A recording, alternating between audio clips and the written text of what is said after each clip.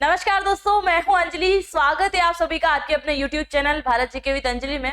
और आज के इस सेशन में अपन एसएससी जीडी में इंपोर्टेंट टॉपिक का अपना ये सेशन चल रहा था और एसएससी जीडी में पूछे गए 2011 के जनगणना के जितने भी इंपोर्टेंट प्रश्न हैं सब कुछ आज अपन इस वीडियो में डिस्कस करने वाले हैं। तो सभी वीडियो को फर्स्ट से लेके लास्ट तक जरूर देखेंगे और अगर आप चैनल पे पहली बार आ रहे हैं तो चैनल को सब्सक्राइब बिल्कुल कर दीजिएगा। और आपके आसपास कोई भी आपके फ्रेंड अगर एसएससी जीडी की तैयारी कर रहे हैं तो ये वीडियो उन्हें जरूर शेयर कर दीजिएगा। चलिए शुरुआत करें, पहले प्रश्न की ओर बढ़ते हैं। इसके अंदर केवल मैंने वही प्रश्न शामिल किए हैं जो बहुत ज्यादा इंपोर्टेंट है और कई बार आपके एसएससी जीडी के पेपर में रिपीट हो चुके हैं। ठीक है, चलिए इतिहास में पहली बार जनगणना किसके द्वारा कराई गई है। ठीक है, आपसे पूछा जा रहा है क्योंकि लास्ट टाइम 2011 में हुई थी, 11 के बाद 21 में होना था जो कि नहीं हुई है, अब होने वाली है। ठीक है, इतिहास में पहली बार यानी कि भारतीय इतिहास में पहली बार जनगणना किसके द्वारा की गई अगर आपसे पूछा जाए तो आपका आंसर होगा मौर्य शासक। यानी कि जब मौर्य शासक को पढ़ते हैं ना, चंद्रगुप्त मौर्य को, मौर्य वंश के संस्थापक है ना ये चंद्रगुप्त मौर्य के साथ में एक बड़ा बुद्धिमान व्यक्ति हुआ करता था जिसका नाम आता है चाणक्य। क्या नाम आता है? चाणक्य बोलो, कौटिल्य बोलो, कौटिल्य या फिर बोलो विष्णुगुप्त। ठीक है, तीनों के तीनों नाम एक ही है, एक ही व्यक्ति के नाम है। तो आचार्य चाणक्य या कौटिल्य, इनमें से कोई भी ऑप्शन मिले तो आपको आंसर में इनका नाम लगाना है क्योंकि पहली बार इन्हीं की नीति थी कि ये चाहते थे कि जनगणना जो है हो जाए भारत के अंदर। तो पहली बार इतिहास में जनगणना करवाई थी मौर्य शासक के समय में चाणक्य के द्वारा। ठीक है, चलिए दूसरा प्रश्न है, विश्व में पहली बार जनगणना किसके द्वारा करवाई गई। ये विश्व की बात आ रही है कि विश्व में पहली बार कब जनगणना करवाई गई, तो आपको याद रखना है स्वीडन के द्वारा करवाई गई थी पहली बार जनगणना। और कब करवाई गई तो आपको याद रखना है 1746 के दौरान जो है पहली बार स्वीडन क्या करवाता है, जनगणना करता है। इसी हिसाब से एक और प्रश्न बहुत इंपोर्टेंट है कि महिला मतदान, क्योंकि जनगणना से रिलेटेड प्रश्न चल रहा है, तो महिला मतदान सबसे पहले किस देश के द्वारा करवाया गया अगर पूछा जाए तो न्यूजीलैंड याद रखेंगे, है ना। न्यूजीलैंड के द्वारा जो है पहली बार जनगणना, माफ कीजिएगा, मतदान जो है महिलाओं के द्वारा करवाया गया था। चलिए नेक्स्ट प्रश्न है, भारत में पहली बार जनगणना कब करवाई गई। अब बात आ रही है भारत की। सबसे पहला देखा था इतिहास में सबसे पहले जनगणना, दूसरा अपन ने देखा विश्व में सबसे पहले जनगणना, और तीसरा प्रश्न है भारत में पहली बार जनगणना। तो आपको याद रखना है भारत में पहली बार जनगणना 1872 में की गई थी और उस समय भारत के वाइसराय कौन हुआ करते थे, तो आपको याद रखना है लॉर्ड मेयो। ये लॉर्ड मेयो के दिमाग की ही उपज थी कि ये चाहते थे कि भारत के अंदर भी क्या हो, जनगणना हो। तो किसके द्वारा करवाई गई, कभी वाइसराय का नाम देके पूछा जाए तो भी याद रखेंगे लॉर्ड मेयो के द्वारा 1872 के अंदर क्या करवाया गया था, जनगणना करवाई गई थी। नेक्स्ट प्रश्न है, भारत में पहली बार व्यवस्थित रूप से जनगणना कब करवाई गई। अब वो स्टार्टिंग तो अपन ने देख ली है कि स्टार्टिंग उस समय हुई थी, अब व्यवस्थित रूप से कब करवाई गई तो आपको याद रखना है 1881 में। और इस समय भारत का जो गवर्नर जनरल है या फिर बोले वाइसराय, वो चेंज हो चुका था और यहाँ पे आ चुका था लॉर्ड रिपन। कौन आया था, लॉर्ड रिपन। तो अगर आपसे पूछा जाए कि भारत में पहली बार व्यवस्थित जनगणना कराने वाला वाइसराय कौन था तो याद रखेंगे Lord Ripon is the correct answer हो जाएगा। कब करवाया था, 1881 के दौरान करवाया था, जस्ट 9 साल बाद। ठीक है, चलिए क्यों 9 साल बोला है मैंने, यहाँ देखो 1872 है और यहाँ वापस आपको 1882 मिलता तो 10 साल होते कि नहीं होते, तो 9 साल प्लस करके याद रखना। चलिए नेक्स्ट है, आने वाले इतने वर्षों में इन देशों की जनसंख्या डबल हो जाएगी। ये 2011 के अकॉर्डिंग दिए गए आंकड़े हैं जिसके हिसाब से आपको याद रखना है कि कौन सा देश, यानी कि 2011 में इनकी बातें हो चुकी थी कि ये देश आने वाले समय में अभी इनके पास जो जनसंख्या है इसकी डबल कर लेंगे। तो देखते हैं कौन कौन से देश हैं, अगर कभी ऑप्शन में मिले तो बिल्कुल गलत मत कीजिएगा, अच्छे से आंसर कीजिएगा इसका। चलिए चीन की बात करें तो आने वाले 65 वर्ष के अंदर चीन जो है अपनी जनसंख्या क्या कर लेगा, डबल कर लेगा। भारत की बात करें तो 36 ईयर के बाद में भारत डबल करेगा। अमेरिका 120 वर्ष लगाएगा। पाकिस्तान बड़ी जल्दी है भाई, पाकिस्तान को है सारे के सारे पैदा करके यही भारत में ही भेजना है आतंकवादी बना बना के। चलो जापान की बात करें तो इनको लगेगा 350 वर्ष। बांग्लादेश का भाई लगभग है ना 28 और 30। और रूस और जर्मनी ये बहुत ठंडे एरिया हैं, यानी कि ठंडा एरिया जहां पे है वहां की जनसंख्या धीरे ग्रोथ होती है और बहुत टाइम इनको लगता है, इसीलिए कई वर्ष, कोई अनुमानित वर्ष 1000 वर्ष 2000 वर्ष भी हम नहीं बोल सकते, अनुमानित वर्ष नहीं बोला जा सकता, इसीलिए कई वर्ष लगेंगे रूस और जर्मनी की जनसंख्या डबल होने के लिए। ठीक है, चलिए नेक्स्ट है भारत में 15वीं जनगणना कब करवाई गई। और 15वीं जनगणना से आशय है कि लास्ट जनगणना, इसके बाद कोई जनगणना यहाँ पे नहीं हुई है। तो 2011 के दौरान जो है 15वीं जनगणना करवाई गई थी। और इसी प्रश्न को थोड़ा सा घुमा के अगर पूछा जाए तो आपसे पूछा जाएगा कि स्वतंत्र भारत की जनगणना जो 2011 के अंदर करवाई गई थी ये कितने नंबर की है। तो याद रखेंगे स्वतंत्र भारत की जनगणना 7वें नंबर की है। और भारत में टोटल जितनी भी बार जनगणना की बात करें 1872 से लेके, तो आपको याद रखना है 15वीं बार जनगणना 2011 के अंदर हो चुकी है। और आजाद भारत के बाद 47 के बाद अगर काउंटिंग में लाओगे तो 7 बार ही अभी जनगणना हुई है। चलिए नेक्स्ट है जनसंख्या दिवस कब मनाया जाता है। तो बहुत अच्छे से आप लोगों को पता है जनसंख्या दिवस जो है मनाया जाता है 11 जुलाई को, क्योंकि लोगों के प्रति जो है जनगणना मतलब जनसंख्या बहुत ज्यादा बढ़ रही है और इन सभी चीजों को लेके जागरूकता फैलाने के लिए क्या मनाया जाता है, जनसंख्या दिवस मनाया जाता है। चलिए नेक्स्ट है एशिया में सबसे अधिक किस देश की जनसंख्या है। एशिया की बात आ रही है और एशिया के अंदर कौन कौन से देश आते हैं भाई, चाइना भी आता है, भारत भी आता है, बांग्लादेश और श्रीलंका भी आता है। तो आपको याद रखना है एशिया का नाम आया है, चीन बिल्कुल सही होगा। और अगर अभी की बात करें ना कि 2021 के अंदर अगर जनसंख्या काउंटिंग में आ जाती तो पता ही चल जाता कि चाइना वालों को भारत ने पीछे छोड़ दिया है और भारत जो है अब आगे आ चुका है। आप लोगों को पता है सारी चीजें। देखो चाइना में क्या हुआ था कि चीन के अंदर जो है बहुत ज्यादा जनसंख्या हो गई और इसके ज्यादातर जो एरिया है, जैसे ये चीन है ना, चीन के आसपास जितने भी देश हैं वो सब क्या करते हैं, भूमिगत एरिया ज्यादा टच करते हैं।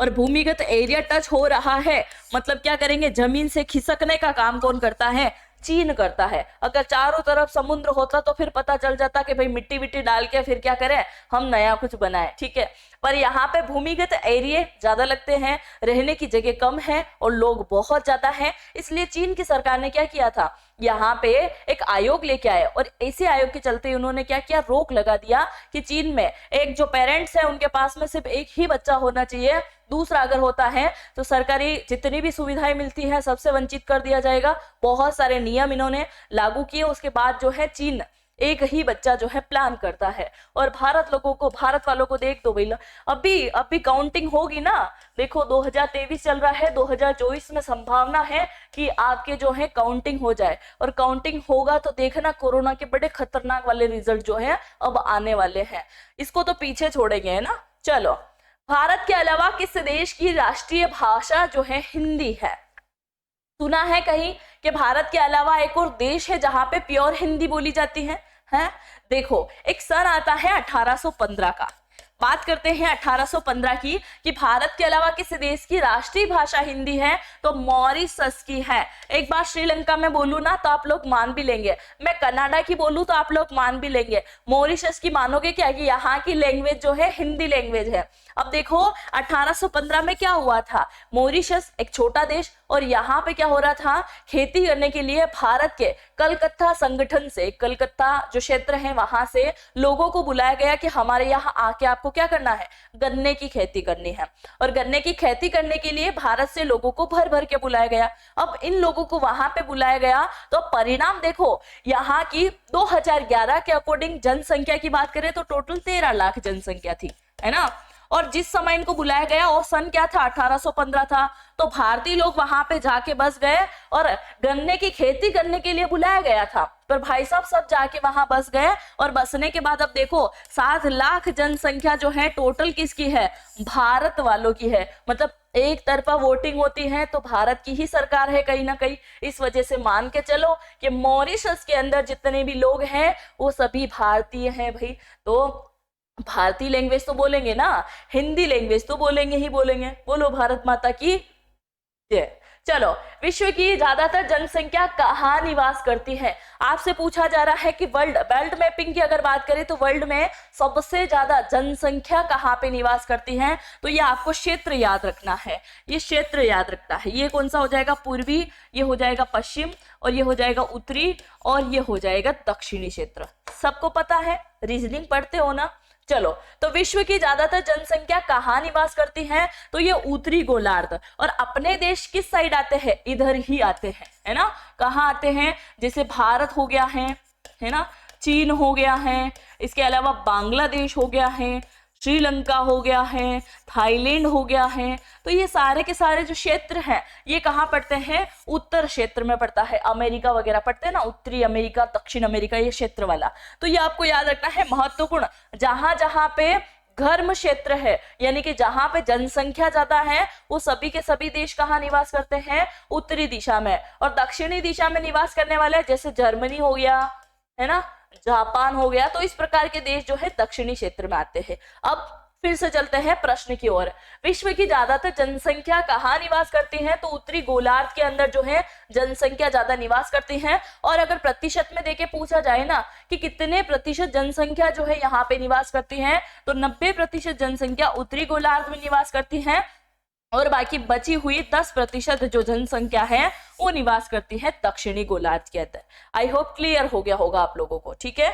चलिए, नेक्स्ट है नई जनसंख्या नीति 2000 के अनुसार आने वाले किस वर्ष तक जनसंख्या स्थिर होगी?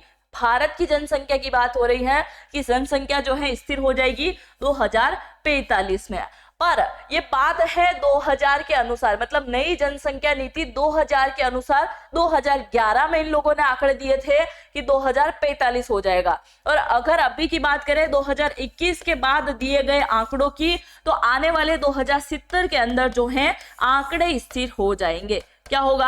आंकड़ा जो है स्थिर हो जाएगा जनसंख्या के मामले में। ये आपको याद रखना है। सीधी सी बात यह है कि 2045 का पहले लक्ष्य दिया हुआ था, अभी के लक्ष्य की बात करें तो 2070 इज द करेक्ट आंसर हो जाएगा। चलिए, नेक्स्ट है जनगणना 2011 के महत्वपूर्ण बिंदु। यहां से सीधे प्रश्न पुटअप हुए हैं आपके पेपर में। देखो, एक नंबर बड़ा ज्यादा मायने रखता है आपके पेपर को लेके। आप सोचते हो ना कि क्या है यार, एक टॉपिक क्यों पढ़ना है, 4-5 प्रश्न देख लेंगे हो जाएगा। जीके जीएस का कोई वेटेज रहता है क्या? ऐसा दिमाग घुमाता है ना जीके जीएस कि तुम पूछ भी नहीं सकते, सोच भी नहीं सकते। तो ऐसा कुछ करना मत कि हम जो है सीधा मैथ्स, रीजनिंग या हिंदी इंग्लिश पढ़ के ही पास हो जाएंगे, तो ऐसा पॉसिबिलिटी नहीं है, ठीक है। और ऐसा भी मत सोचना, हर टीचर बोलते हैं ना यार तुम मैथ्स पे ज्यादा ध्यान लगाओ, मैथ्स ज्यादा इंपॉर्टेंट है, मैथ्स ज्यादा आती है। तो आपके लिए मैं क्लियर कर दूं कि एसएससी जीडी ने हर सब्जेक्ट को लेके एक टारगेट और हर सब्जेक्ट को लेके एक वेटेज फिक्स किया है। तो आप लोगों को अच्छे से पता होगा, आप लोगों ने सिलेबस देखा है, तो हर एक टॉपिक से इंपॉर्टेंट प्रश्न कितने आते हैं और कितने नंबर के आते हैं आप लोगों को मुझे बताने की जरूरत नहीं है। तो सीधी से एक गणित जो है अपने दिमाग में रखिएगा कि हर एक सब्जेक्ट को बराबर टाइम दीजिए और हर एक चीज को बिल्कुल अच्छे से पढ़े, कोई चीज मत छोड़ो। कुल मिला के आपको अच्छे नंबर चाहिए तो आपको हर एक चीज पढ़ना पड़ेगा। और ऐसा मत सोचना कभी भी कि इससे 1 नंबर मिल रहा है, 2 नंबर तो हम नहीं भी पढ़ेंगे तो चलेगा। पढ़ना तो पड़ेगा, पढ़ोगे तभी तो सरकारी नौकरी लगेगी, है ना। तो एक नंबर जो है विद्यार्थी जीवन में बड़े ज्यादा इंपॉर्टेंट रखते हैं, तो इनको थोड़ा सा अच्छे से कवर किया करो, है ना।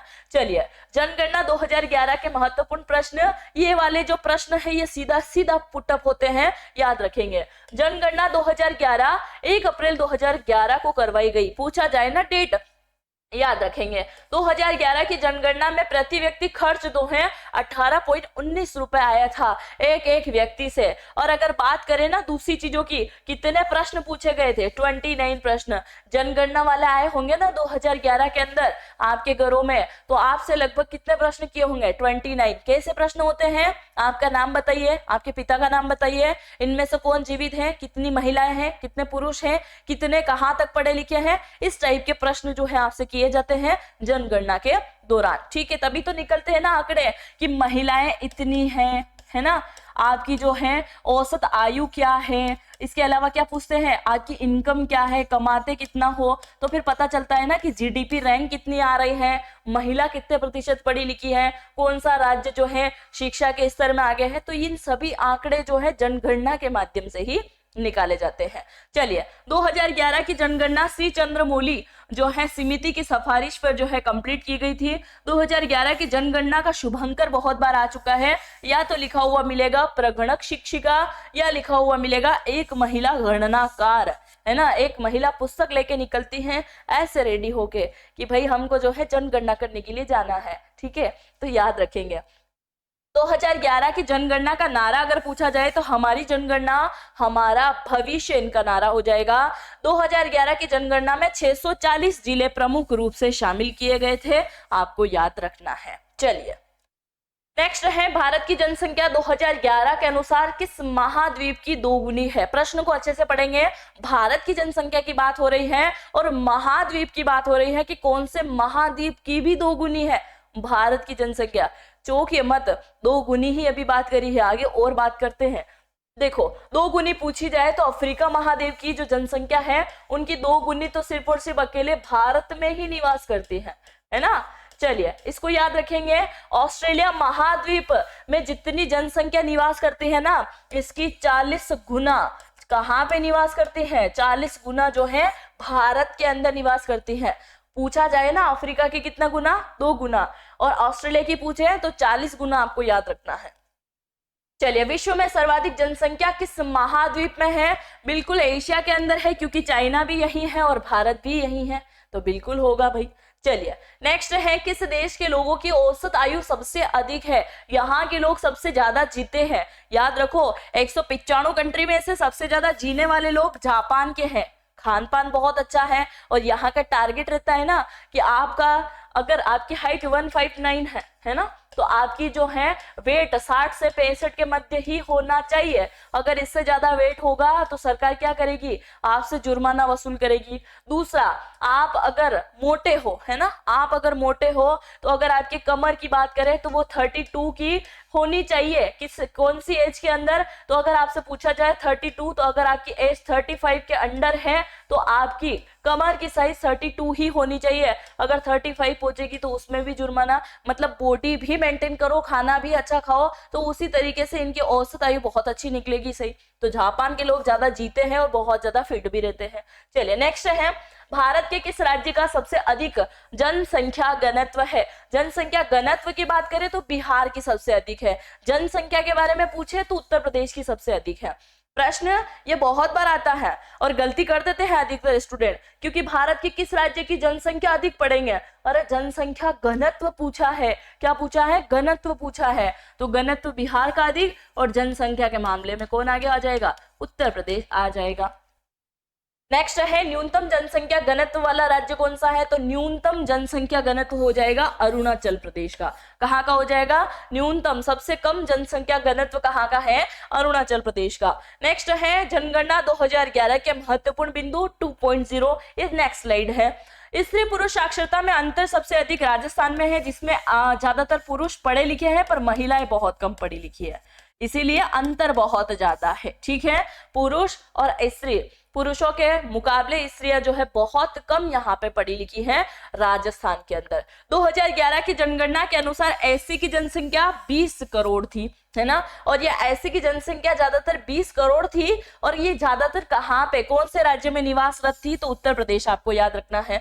2011 में एसटी की जनसंख्या 10 करोड़ है और 2011 के अनुसार एसटी की जनसंख्या ज्यादातर मध्य प्रदेश में निवासरत है, ये भी याद रखना है। ठीक है, चलिए, भारत का लिंगानुपात क्या है। अगर आपसे पूछा जाए कि भारत का लिंगानुपात क्या है तो आपको याद रखना है 983 जो है भारत का लिंगानुपात हो जाएगा। चलिए नेक्स्ट है, भारत के किस राज्य की सर्वाधिक साक्षरता है। देखो, अगर आपसे पूछा जाए कि भारत में सबसे अधिक पढ़ा लिखा राज्य कौन सा है तो आपको याद रखना है केरल बहुत ज्यादा पढ़ा लिखा है, बिल्कुल है। और उसके बाद दूसरे नंबर पे आए तो मिजोरम। बहुत बार ऑप्शन में क्या होता है, आपको मिजोरम मिलता है ना, मणिपुर मिलता है, मणिपुर मिलता है और मध्य प्रदेश मिलता है और महाराष्ट्र मिलता है। ठीक है, तो अगर आपसे पूछा जाए कि निम्न में से सर्वाधिक साक्षरता किस राज्य की है, ऐसे प्रश्न बना हुआ है इसलिए लिखा है। ठीक है, तो आपको आंसर वहां मिजोरम सही करना है। ऐसा नहीं कि आप आके बोलो कि हम जो है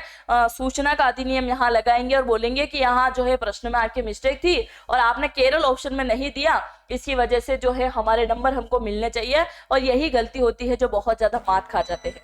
तो आपको याद रखना है मिजोरम जो है, मिजोरम में सबसे अधिक जो है लोग पढ़े लिखे हैं केरल के बाद में।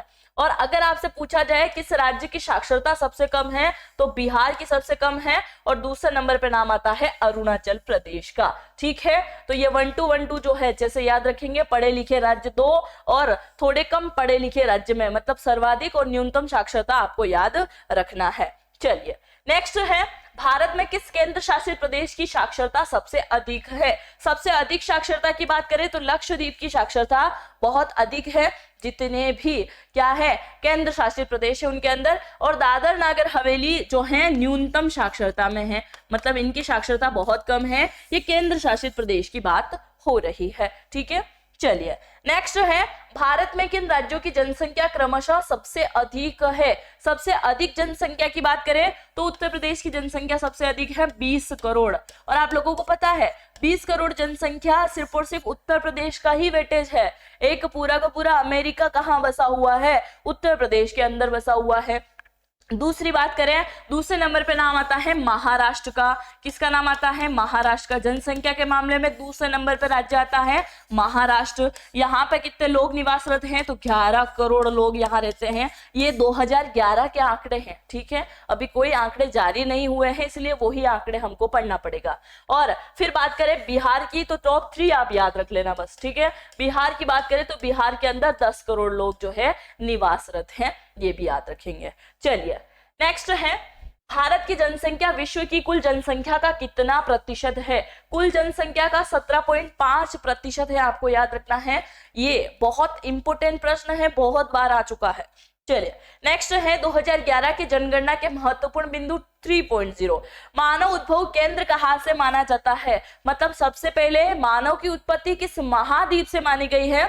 पूछा गया प्रश्न है अफ्रीका महाद्वीप। और वर्तमान गौण केंद्र पूछा जाए, मतलब वर्तमान क्षेत्र में बहुत सारे जो है प्रयास चल रहे हैं, खोजने का काम चल रहा है कि अफ्रीका महाद्वीप में सबसे पहले इंसान पाए गए थे या फिर भारत के मतलब एशिया के अंदर। तो आपको याद रखना है, अभी अगर लेटेस्ट प्रश्न की बात करें तो वर्तमान में गौण केंद्र कहाँ माना जाता है? एशिया महाद्वीप माना जाता है। नगरीय जनसंख्या भारत में 31.2% निवास करती है और ग्रामीण जनसंख्या की बात करें तो 68.8% जनसंख्या ग्रामीण क्षेत्र में निवास करती है। तभी तो कहा जाता है ना कि भारत की आत्मा कहाँ बसती है? गांव के अंदर बसती है, ना कि शहर के अंदर। ठीक है, 2011 की जनगणना में किन्नरों को महत्वपूर्ण रूप से शामिल किया गया था। किन्नर भाई याद रखो, इनको भी शामिल किया गया। 2011 के अनुसार जनसंख्या 121 अरब थी। अमेरिका, ऑस्ट्रेलिया, कनाडा, ब्राजील, इन सबको जोड़े तो भारत की जनसंख्या आती है। समझे? देखो मैंने अभी बोला था ना कि 20 करोड़ जनसंख्या यूपी की है, तो ये अकेला सिर्फ और सिर्फ अमेरिका को कवर करता है। तो इस प्रकार से अमेरिका की जनसंख्या, ऑस्ट्रेलिया की जनसंख्या, कनाडा की जनसंख्या और ब्राजील की जनसंख्या सबको प्लस करेंगे तो बराबर आएगी भारत की जनसंख्या। ठीक है, चलिए नेक्स्ट है, 2011 की जनगणना के अनुसार प्रति 1000 पुरुष पर महिलाओं की संख्या कितनी थी? तो आपको याद रखना है 940 और कहीं कहीं आंकड़े 943 लिखे हुए मिलते हैं। तो दोनों आंकड़े याद रखना, पेपर में ज्यादातर 940 आता है, पुस्तकों में ज्यादातर 943 है। तो दोनों के दोनों आंकड़े जो है आपको याद रखना है। चलिए जनगणना 2011 के अनुसार भारत की जनसंख्या वृद्धि दर क्या है? तो वृद्धि दर 17.64% जो है वृद्धि दर हो जाएगा। ठीक है, 2011 की जनगणना के अनुसार भारत में किस राज्य का लिंगानुपात सबसे कम है? सबसे कम लिंगानुपात किस राज्य का है आपसे पूछा जा रहा है? तो हरियाणा का है ना। कहाँ का हो जाएगा? हरियाणा का लिंगानुपात कम है। और आप लोगों को पता होगा कि अभी वर्तमान सरकार प्रधानमंत्री नरेंद्र मोदी के द्वारा कैबिनेट से यानी कि केंद्र सरकार के द्वारा योजना चलाई गई, जिसमें हरियाणा के पानीपत से उन्होंने इस योजना की शुरुआत करी थी। जिसका नाम है बेटी बचाओ बेटी पढ़ाओ, क्योंकि एक रिपोर्ट, एक आंकड़ा जारी हुआ जिसके अनुसार कहा गया है कि हरियाणा का जो क्षेत्र है वहां पे ज्यादातर भ्रूण हत्या के केस आते हैं। पता चलता है कि गर्भ में पल रही लड़की है तो उसको गर्भ में ही मार दिया जाता है, और उसी चीज के चलते केंद्र सरकार के द्वारा नई तकनीक अपना के उन्होंने योजना का प्रसारण किया था। और आपसे पूछा जा रहा है कि लिंगानुपात सबसे कम कौन से राज्य का है, तो बिल्कुल हरियाणा का ही होगा। ठीक है, चलिए नेक्स्ट है 2011 जनगणना के अनुसार निम्न में से कौन सा राज्य नकारात्मक जनसंख्या वृद्धि वाला है। नी के बराबर यहाँ की जनसंख्या वृद्धि होती है, नकारात्मक से याद रखेंगे नागालैंड को। किसे याद रखेंगे? नागालैंड नकारात्मक क्षेत्र। ठीक है, नेक्स्ट है 2011 की जनगणना के अनुसार भारत की जनसंख्या है 1,21,19,34,22 जो है टोटल क्या हो जाएगी, इनकी जनसंख्या हो जाएगी। अपने भारत की टोटल जनसंख्या है, आंकड़ा एग्जैक्ट याद रखना। यहाँ जितने भी प्रश्न लिए हैं ना, एक भी प्रश्न कोई मन से लिखा हुआ नहीं है या मैंने कोई पुस्तक से उठा के नहीं, आपके जो ओल्ड पेपर बहुत लंबे समय से लेके 2022-23 के पेपर तक जो पूछा गया है सारे वही प्रश्न है, एक एक आंकड़ा भी वही है। तो आंकड़े भी आपको याद रखना है, कभी आ जाए तो गड़बड़ मत करना। ठीक है, चलिए तो पूरी संख्या मोबाइल नंबर की तरह याद होनी चाहिए, है ना। अपनी सोना बाबू की गर्लफ्रेंड जो भी आपके होते हैं उन सभी के नंबर तो बहुत अच्छे से याद होते हैं, तो ये आंकड़े भी थोड़ा याद कर लेना, जिंदगी बना देगा यार। ठीक है, चलो जनगणना 2011 के अनुसार भारत की कुल जनसंख्या में 0 से 6 वर्ष की आयु वर्ग कितने प्रतिशत थी, तो आपको याद रखना है 13.13%। ठीक है, चलिए भारत की जनगणना 2011 के अनुसार उन्होंने लिखित राज्यों में से किस राज्य में ग्रामीण क्षेत्रों में बाल जनसंख्या का प्रतिशत सबसे कम था। अभी जस्ट मैंने बताया था बाल जनसंख्या बढ़ेगी ही नहीं जब भ्रूण हत्या होगी। कहाँ का? हरियाणा, आपको याद रखना है। चलिए नेक्स्ट है 2011 की जनगणना के अनुसार भारत का सबसे साक्षर जिला कौन सा है। साक्षर राज्य तो पता है कौन आएगा, केरल आएगा, पर केरल का ही एक जिला है जिसे कहा जाता है शेरछिप। क्या कहते हैं? शोरछिप इसे कहते हैं, शेरछिप या शोरछिप एक ही बात है। शोरछिप जहां पे क्या है, साक्षरता जो है सबसे अधिक है। ठीक है, जिले की बात हो रही है। भारत के निम्नलिखित में से कौन सा राज्य जनसंख्या के मामले में दूसरे स्थान पे है और क्षेत्रफल के मामले में तीसरे स्थान पे है। जनसंख्या के मामले पे अभी मैंने टॉप 3 आपको राज्य बताए थे, सबसे पहले उत्तर प्रदेश, उसके बाद महाराष्ट्र और फिर आता है बिहार। और यहाँ पे बात हो रही है कि कौन सा राज्य है जनसंख्या के मामले में दूसरे स्थान पे और क्षेत्रफल के मामले में तीसरे स्थान पे। ठीक है, तो याद रखेंगे कौन सा हो जाएगा, महाराष्ट्र। और क्षेत्रफल की बात आई है तो सबसे बड़ा राज्य राजस्थान, राजस्थान से छोटा मध्य प्रदेश और मध्य प्रदेश से छोटा महाराष्ट्र, आपको याद रखना है। ठीक है, तो क्षेत्रफल के हिसाब से तीसरे नंबर पे, जनसंख्या के हिसाब से दूसरे नंबर पे। ठीक है, चलिए नेक्स्ट है हाल ही में जारी जनगणना 2011 से संबंधित अतिरिक्त आंकड़ों के अनुसार किस समुदाय का लिंगानुपात जो है सबसे कम है। 2011 के अनुसार आंकड़े जारी हुए हैं, उनमें समुदाय पूछा गया है, कौन सा धर्म ऐसा है जिनका लिंगानुपात सबसे कम है। तो आपको याद रखना है बौद्धिज्म, यानी कि बुद्ध धर्म जो है इनका लिंगानुपात सबसे कम है अभी तक के 2011 के आंकड़ों के अकॉर्डिंग। चलिए ये टॉप 30 क्वेश्चन थे जो बहुत ज्यादा इंपोर्टेंट हैं और हर बार पेपर में पूछे गए हैं। आई होप ये सेशन आपको अच्छा लगा हो। अगर क्लास आपको अच्छी लगी है तो चैनल को सब्सक्राइब जरूर कर दीजिएगा अगर पहली बार आ रहे हैं, और वीडियो अच्छा लगा है तो वीडियो को लाइक करके अपने दोस्तों के साथ में शेयर करना बिल्कुल भी मत भूलिएगा। और अगर आप मेरी लाइव क्लासेज अटेंड करना चाहें तो 8:05 पे प्रतिदिन आपकी होती है 8:05 पे SSC GD की क्लासेस रात में, तो इसमें भी आप जरूर जुड़ सकते हैं। चलिए मिलेंगे नेक्स्ट लेक्चर में। जय हिंद, जय भारत।